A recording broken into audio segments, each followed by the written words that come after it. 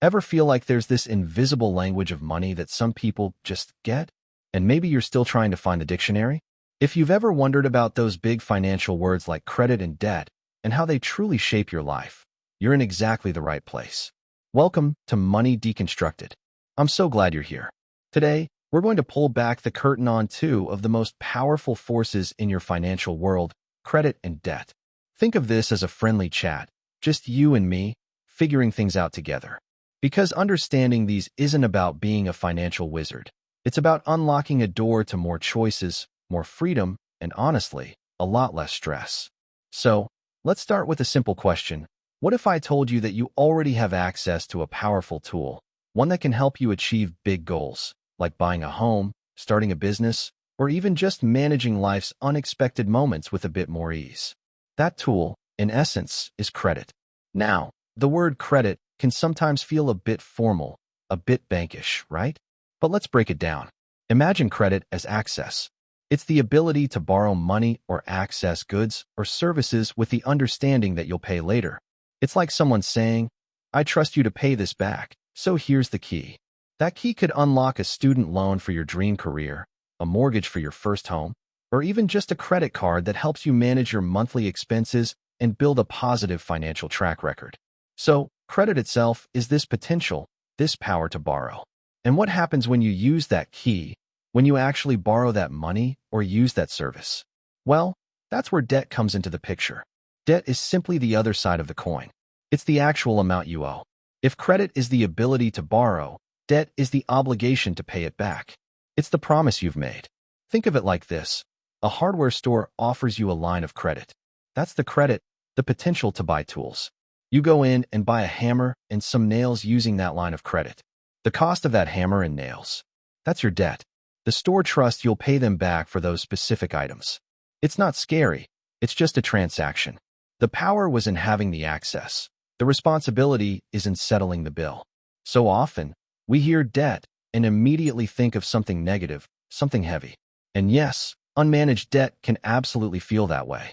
But debt itself isn't inherently bad. It's a result of using credit. The real question is, are we using that credit wisely? And are we managing the resulting debt in a way that serves us, rather than weighs us down? This brings us to something super important that often goes hand in hand with credit, your credit score. You've probably heard about it. It might sound like some mysterious number cooked up in a secret financial lab. But really, your credit score is just a reflection of your financial reputation. It's a 3-digit number that tells lenders and others how reliably you've handled borrowed money in the past. Think of it as your financial trustworthiness score. What makes this score go up or down? It's simpler than you might think. Paying your bills on time is a huge factor, probably the biggest. It shows you're dependable. How much of your available credit you're using also matters. If you have a credit card with a $5,000 limit and you've charged $4,500, that's using a big chunk, and it can make lenders a bit nervous. They like to see that you're not stretched too thin. The length of your credit history plays a part too. A longer history of responsible borrowing can be a plus. And opening a whole bunch of new credit accounts all at once can sometimes dip your score temporarily. It's all about showing a consistent pattern of responsible behavior over time. Now, why should you even care about this score? Well, it's like a key that unlocks better opportunities and, crucially, better deals. A good credit score can mean lower interest rates when you borrow money. Let's imagine two friends, Alex and Ben, who both want to buy a similar used car. Alex has been mindful about paying bills on time and keeping credit card balances low. Ben's been a bit more forgetful with payments and has a couple of maxed out cards. When they go to get car loans, Alex, with a good credit score, is offered an interest rate of, say, 5%. Ben, with a lower score, might be looking at 15% or even higher. Over the life of the loan, that difference in interest means Alex will pay significantly less money for the exact same car. Ben will have higher monthly payments and will pay hundreds, maybe thousands, more in interest. That's the direct power of a good credit score. It saves you real money and makes big purchases more affordable. It can also affect things you might not expect, like renting an apartment, getting a cell phone plan without a hefty deposit, or even insurance rates. It's a snapshot of your financial responsibility that many businesses look at. Understanding this difference, This dance between the power of credit and the responsibility of debt is where you really start to take control. Let me tell you about Sarah. Sarah got her first credit card in her early 20s. She was a little nervous, remembering stories about people getting into trouble, but she decided to use it strategically. She used it for her regular monthly expenses, groceries, gas, her phone bill, things she was going to buy anyway. And here's the crucial part. Every single month, she paid the entire balance off before the due date. She never carried a balance, so she never paid a penny in interest.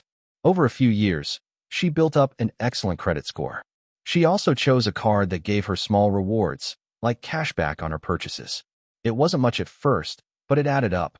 When Sarah decided she wanted to buy a small condo, her excellent credit score meant she qualified for a mortgage with a really good interest rate, making her dream of homeownership a reality much sooner than she thought possible.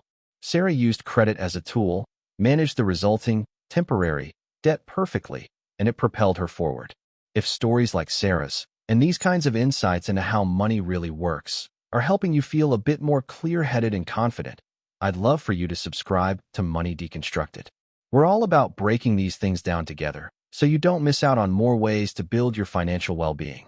Now, let's consider another story. This is Mark. Mark also got a credit card around the same time as Sarah, but his approach was different. He saw that credit limit as free money, a way to get all the things he wanted right now. New gadgets, dinners out, clothes, he swiped for it all. When the bill came, he usually just paid the minimum amount due. It seemed manageable at first, but that remaining balance started to grow, and credit card interest rates can be quite high. Soon, a large portion of his minimum payment was just covering the interest, barely touching the actual amount he owed. Mark found himself in a cycle. He was stressed, his debt was growing, and that initial feeling of freedom from the credit card had turned into a heavy weight. He wanted to save for a down payment on a car, but most of his spare cash was going towards just trying to keep up with his credit card debt. Mark wasn't a bad person. He just hadn't fully grasped how quickly debt can accumulate when credit isn't managed with a plan. These stories show the two sides of the coin, don't they? Credit can be an amazing enabler, a stepping stone. But if we're not mindful, the debt that follows can become a roadblock. It's also worth mentioning that not all debt is created equal in the eyes of financial experts. Some talk about good debt, typically money borrowed for things that can increase your net worth or future earning potential, like a mortgage for a home, which can appreciate in value, or a student loan for a degree that leads to a higher-paying career. The key here is that it's an investment. Then there's what many call bad debt. Often high-interest debt taken on for things that lose value quickly or for discretionary spending that you can't afford to pay off right away, like Mark's shopping sprees on his credit card. The interest payments on this kind of debt don't build anything for your future, they just drain your resources. But please, hear me on this. If you're listening and Mark's story resonates a little too closely, there is no shame in that. So many people find themselves in that situation, often because nobody ever sat down and explained this stuff in a clear, non-judgmental way. The most important thing is recognizing where you are and knowing that you can change your path. So, how do you start to harness the power of credit and manage debt effectively? It begins with awareness. The very first step is to understand your own financial picture. Do you know what your credit score is? Many banks now offer free credit score access, and you're entitled to a free copy of your credit report from the major credit bureaus each year. Take a look. It's not about judging the number. It's about knowing your starting point. Knowledge is power. If you find you do have some debt that's causing you stress, the next step is to face it. Again, without blame. Just acknowledge it. Then, you can start to make a plan. This doesn't have to be some complicated financial spreadsheet, especially not at first. It could be as simple as tracking your spending for a month to see where your money is really going. Or, it could be deciding to pay a little more than the minimum payment on one particular debt. Every small step forward counts. And if you're finding these ideas helpful and want to learn more about practical steps like creating a debt payoff plan or building a budget that actually works for you, make sure you're subscribed to Money Deconstructed. We'll be diving deeper into these topics in future audiobooks, and I'd love for you to be part of those conversations. The journey to mastering your money, to understanding credit and debt, isn't a race. It's a process of learning, of making small, informed choices every day.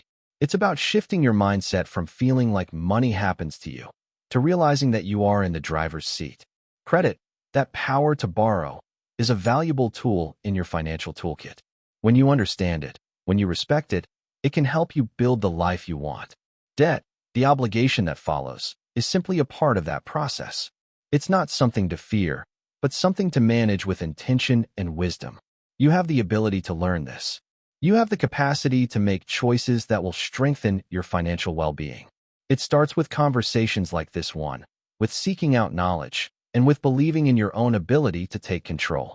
Don't let the jargon or the fear of the unknown hold you back. You've already taken a wonderful step just by tuning in and listening today. Thank you for joining me on Money Deconstructed. I hope this chat has brought some clarity and a little bit of inspiration. If it has, please consider liking this audiobook and perhaps share it with someone else who might be on a similar journey of discovery. Until next time, take that first step or the next one on your path to financial empowerment. You've got this.